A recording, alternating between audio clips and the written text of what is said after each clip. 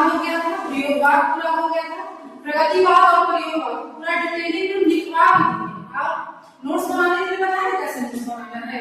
एक पेज इधर सादा रखिएगा और एक पेज इधर लिखिएगा। उसके बाद अगर कुछ भी आपको बाद में नोट करना है तो उस पेज पे करते रहिएगा। कभी भी आप खुद से लिखिए या किसी प्रगतिवाद या प्रयोगवाद वाला कोई आप लेक्चर अटेंड कर रहे हैं तो आप उन्हें नोट करते रहिएगा, ठीक है।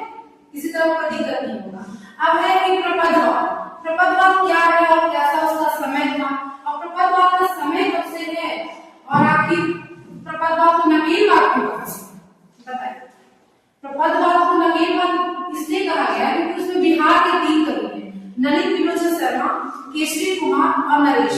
नलिन त्रिलोचन शर्मा न उनके पहले अक्षर का है, केशरी कुमार का के उनके पहले अक्षर का है और नरेश उनके न पहले अक्षर का है। न के और न के, ठीक है, समझ में आ रहा है। और समय कब से कब तक है 1956। और इनके पहले प्रवर्तक कौन है? नलिन त्रिलोचन शर्मा, जो इनके पहले अक्षर के नाम है नलिन, ठीक है, वही इनके प्रवर्तक भी है।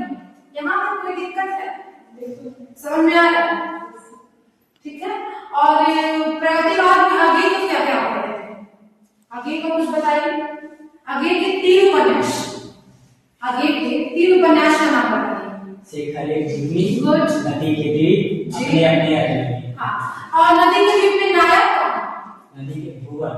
हाँ, और शेखर एक जीवी कितने भागों में? 2 भागों में, एक 1941 है, दूसरा कब है 1944।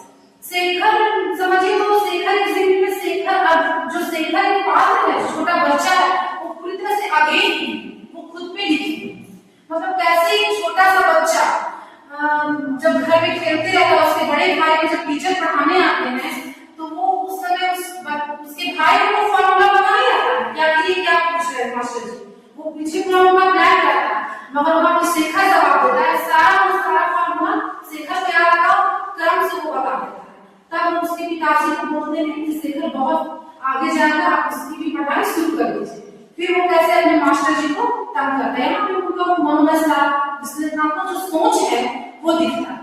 कैसे उनको बाघ से डर लगता है तो उनके पिताजी क्या करते हैं, उनको रुई का बाघ बना कर देते हैं और उनके शरीर में फेंक देते हैं और दरवाजा बाहर से बंद कर देते हैं। और शेखर डरते डरते उस बाघ के पास जाता है और बाघ को जब देखता है, छूता है तो उसको डर नहीं लगता। फिर क्या करता है, उसको फाड़ता है, उससे सारे रुई निकाल के फेंक देगा। फिर कहता है इससे तो कोई डर ही नहीं है, बेकार का डर है। 5 साल का उम्र का बच्चा उस समय लिखता है डर डरने से लिखता है। तो ये मनोविश्लेषणात्मक उपन्यास है, इसको पढ़िए, अच्छी जानकारी मिलेगी।